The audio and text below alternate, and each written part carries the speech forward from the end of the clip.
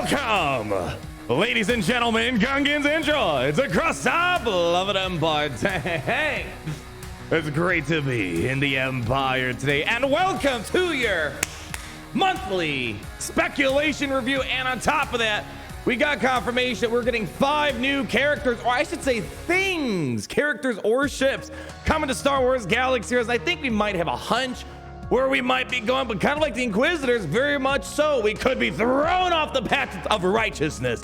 And something a bit surprising comes, although I gotta say the Inquisitorius are Inquisitrash right now, but we gotta wait and see what the big daddy of the Grand Inquisitor is gonna look like. We might be actually getting the next member announced later on today. We're waiting on one more Inquisitor to be confirmed or released before we get the Grand Inquisitor. But in the meantime, we already know that there's a set of 5 other things, and we don't know if exactly if it's characters or ships or just marquee bundles. And as we know, ships can sometimes be marquee events, although the more recent ones have not been so far this year in 2022. And you know, it could be ships, as we're going to showcase. Gary, can you actually roll some gameplay? We have Boba Fett signed Django. Yeah, thank you so much.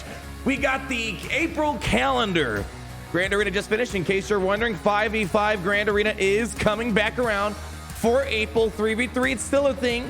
I think they have to work out some kinks because there's a lot of characters that are really only viable in a team of 5, aka Star Killer.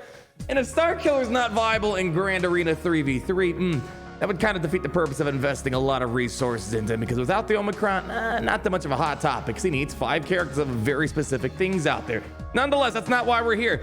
First place I want to start off here is our daily login for April 2022, which is going to be Admiral Akbar. Now, there's a pretty strong correlation for the most part. Very rarely is there no correlation, but let's just say 8 out of 10 times the login award correlates with what the theme is or what's new for that particular month. We've seen a couple of beats so far this year in 2022.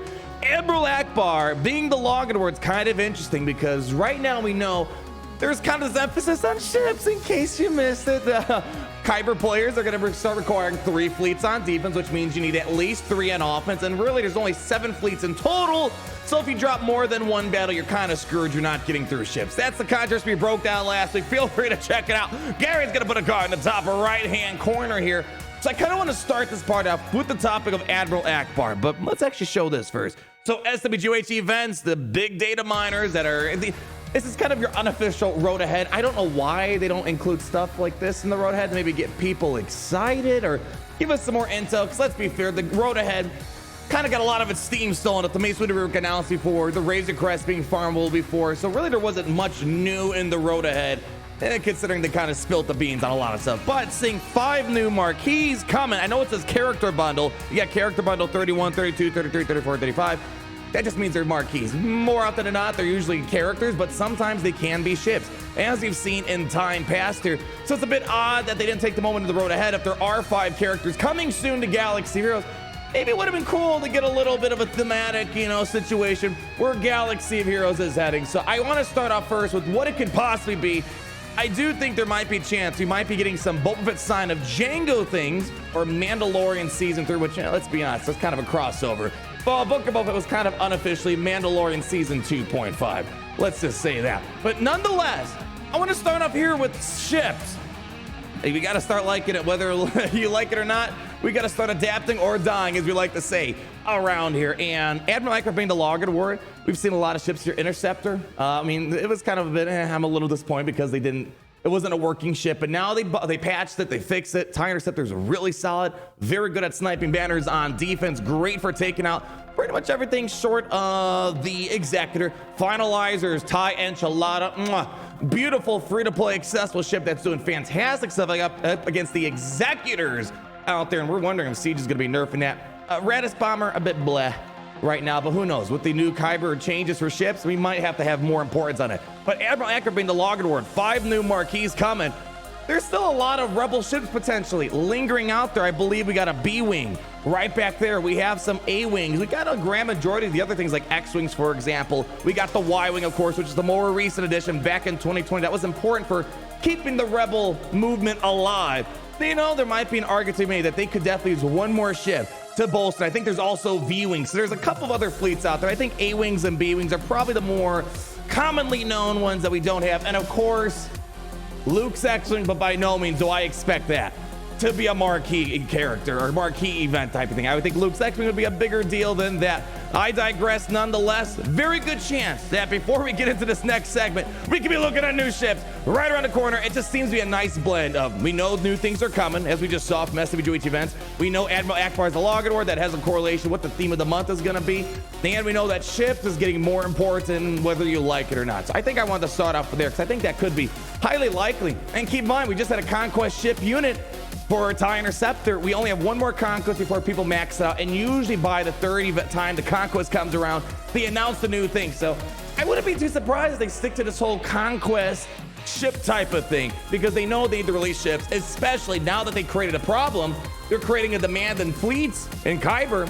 They're gonna supply that demand somehow, ain't that right? Anyways, moving on. Now, since we got Boba Fett's Sign of Jango gameplay rolling, Boba Fett's Sign of Jango, we had this question the other day during Grand Arena. I kind of threw away my Grand Arena, trying some funny stuff. I tried doing Boba Fett's Sign of Jango up against Lord Vader. Probably not the best thing, but it was kind of fun nonetheless. See that, you know, it almost 20% made some progress.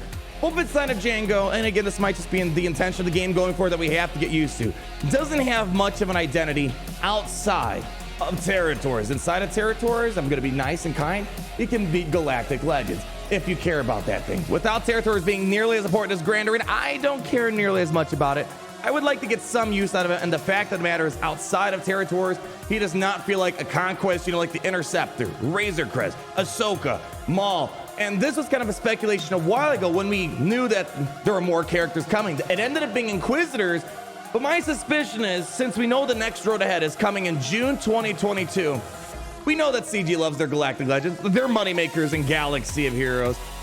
Makes me wonder if we're gonna maybe start getting some things for the Book of Boba Fett, or building up to Mandalorian Season 3. I don't believe Mandalorian Season 3 has a confirmed date just yet, but we do know it's coming sometime in 2022. I've seen speculations for December, some for October. Nonetheless, I have a feeling these next units that we're gonna get could possibly tie in with Galactic Legend requirements. Usually when there's a Galactic Legend, they like to release some newish characters that you gotta whale on. For example, you needed Bad Batch to build up to Lord Vader in that specific instance here. So I'm gonna roll with this. The only thing that makes sense right now, it could be either Boba Fett, Mandalorian, slight chance Kenobi, but I think the Inquisitors right now are meant to kind of tie in with Kenobi.